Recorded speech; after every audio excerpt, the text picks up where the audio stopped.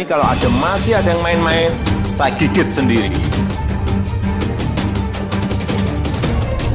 Sudah mulai ngerti ya, oh di sini. Saya sudah mulai ngerti, oh di sini. Saya sudah mulai ngerti. Kalau masih ada yang main-main, sekali lagi, yang gigit saya sendiri. Lewat cara saya.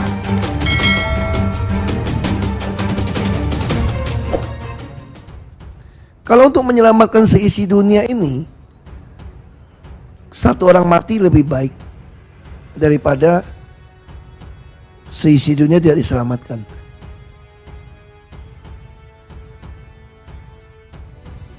Kalau ada 250 juta orang akan mati hanya karena 10 atau 1000 orang yang mau meledakkan seluruh Indonesia ini, lebih baik 1000 dimatikan.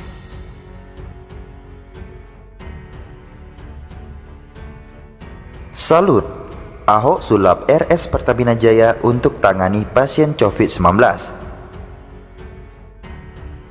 Ahok memang sosok pendobrak dan peka terhadap masalah yang ada.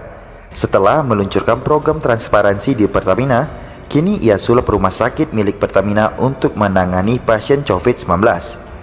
Berbeda dengan mantan rivalnya di DKI 1 yang cuma koar-koar situasi genting tapi minim aksi. Malah mengatakan kebijakan terkait pembatasan rute KRL untuk memberi efek kejut benar-benar lewat di hadapan Ahok. Tadi pagi kendaraan umum dibatasi secara ekstrim. Apa sih tujuannya? Tujuannya mengirimkan pesan kejut kepada seluruh penduduk Jakarta bahwa kita berhadapan dengan kondisi ekstrim. Sebelumnya, di laman Twitter resmi BTP, ia menuliskan, RS Pertamina Jaya jadi rumah sakit khusus penanganan COVID-19. Mari kita memperkuat sistem kekebalan tubuh dengan hidup lebih sehat, makan makanan yang bergizi, serta istirahat yang cukup, tagar cegah tangkal COVID-19. Keputusan cepat yang diambil Ahok dan jajarannya di Pertamina dalam rangka membantu pemerintah melawan pandemi COVID-19. Erick Thohir sudah mengatakan kalau RS milik BUMN siap membantu.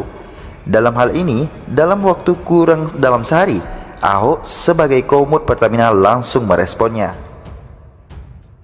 Sebelumnya, dilansir dari Detikcom, Kementerian BUMN akan menjadikan Rumah Sakit Pertamina Jaya dan Hotel BUMN yakni Hotel Patra Comfort untuk tempat penanganan virus COVID-19.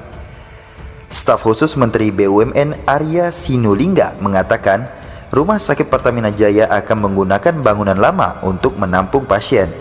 Rumah sakit berkapasitas 65 tempat tidur yang terdiri dari 20 tempat tidur setingkat ICU dan 45 non-ICU. Jadi Rumah Sakit Pertamina Jaya itu akan menggunakan bangunan lama. Kan di daerah Cikini sama Pramuka itu ada sarang ruang isolasi bertekanan negatif di 3 lantai, sehingga sistem penyaringan udara itu nggak terlewati virus juga, katanya. Dia menjelaskan Rumah Sakit Pertamina Jaya akan dilengkapi laboratorium diagnosis, fasilitas radiologi, hingga ruang isolasi. Penanganan COVID-19 di Rumah Sakit Pertamina Jaya akan didukung 10 dokter spesialis, 8 dokter umum, 3 perawat terlatih, terangnya. Kemudian, hotel digunakan untuk menampung orang dalam pemantauan atau ODP atau safe house. Jumlahnya ada 52 tempat tidur. Selain itu, Arya mengatakan akan ada tambahan 90 tempat tidur lagi, sehingga total kapasitas untuk melayani pasien COVID-19 sekitar 160 tempat tidur. Dan nanti ada penambahan 90 tempat tidur lagi kita siapkan di situ. Kita akan bikin seperti ruangan khusus. Mudah-mudahan selesai dalam tempo 2 minggu, sehingga total kapasitas mencapai 160 tempat tidur. Ini semua akan kita lengkapi. Jadi hotel tadi akan kita jadikan tempat penanganan COVID-19, jelasnya. Yang 65 itu rumah sakit ditambah hotel.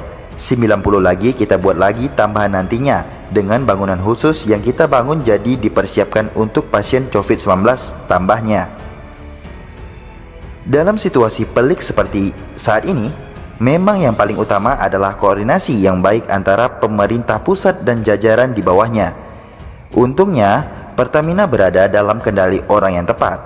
Tanggal 17 Maret ditunjuk Menteri BUMN dan hari ini, tanggal 18 Maret sudah disiapkan Ahok.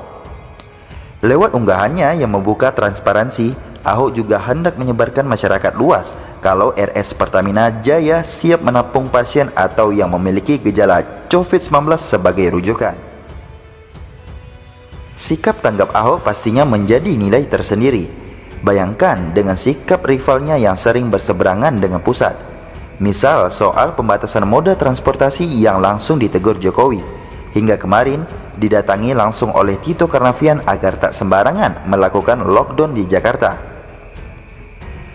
Itulah bedanya Ahok dengan pemerintahan lainnya, bagai langit dan bumi. Satunya tunduk aturan, satunya modal santun seiman, ternyata banyak menyusahkan.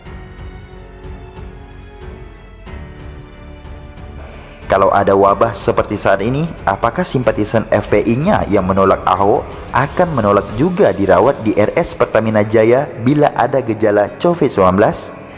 Kalau mereka konsisten, mereka tentu memilih mati perlahan ketimbang dibantu seorang Ahok. Begitulah kalau kebencian melebihi kewarasan.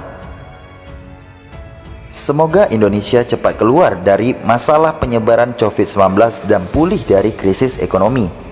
Saya yakin pemerintah pasti menyiapkan skenario terbaik untuk rakyatnya. Opsi terbaik saat ini adalah social distancing atau jaga jarak sosial ketimbang lockdown, termasuk perbaikan kualitas RS yang ditunjuk dan bantuan tenaga media serta ADP. Semoga rakyat yang kaya mau menyumbangkan uangnya untuk RS dan tenaga kesehatan, karena merekalah yang berada di garda depan perang lawan COVID-19. Saat kita bahu-membahu menjalankan instruksi untuk menjaga daya tahan tubuh dan mengurangi aktivitas sosial, disitulah setidaknya kita menjadi pahlawan COVID-19 bagi diri sendiri. Begitulah kira-kira.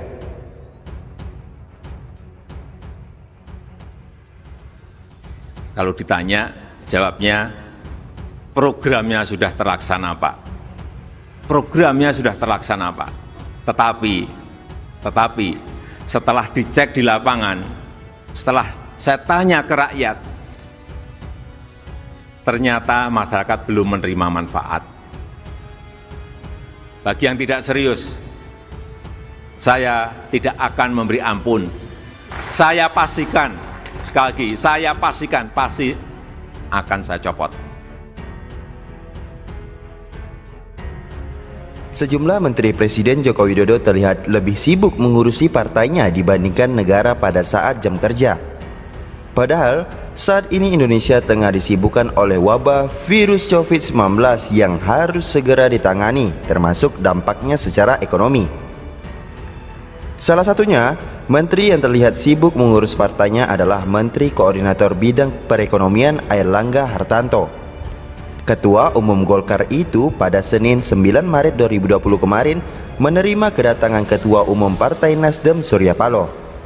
Pertemuan diselenggarakan di kantor DPP Golkar Slipi, Jakarta.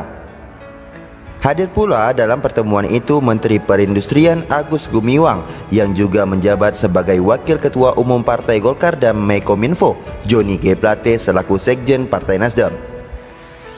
Ketua DPP Golkar Metia Hafid mengatakan salah satu agenda pertemuan adalah pembahasan Pilkada 2020. Selain itu, mereka membicarakan soal isu-isu terkini terkait ekonomi, seperti dikutip dari Kompas. Pada saat pertemuan itu, Ketua Umum Partai Nasdem Surya Paloh mengusulkan parliamentary threshold naik menjadi 7%. Ketua Umum Partai Golkar pun sepakat dengan usulan tersebut. Kemudian membahas terkait dengan presidensial threshold yang tetap 20%. Ketua Partai Nasdem Surya Paloh meminta agar Menko Perekonomian Airlangga mengevaluasi sejumlah pasal yang bermasalah dalam RUU Cipta Kerja. Tindakan seperti itu juga pernah dilakukan oleh Menteri Hukum dan HAM Yasona Lauli. Dia hadir dalam konferensi pers Partai Demokrasi Indonesia Perjuangan atau PDIP untuk membahas operasi tangkap tangan yang dilakukan oleh Komisi Pemberantasan Korupsi terhadap kader partainya. Pada saat itu, Yasona bersama partai berlambang banteng itu membentuk tim hukum untuk melaporkan penyidik KPK ke Dewan Pengawas. Namun, ia mengklaim kehadirannya sebagai Ketua Dewan Pengurus Pusat atau DPP bidang hukum dan perundang-undangan PDIP.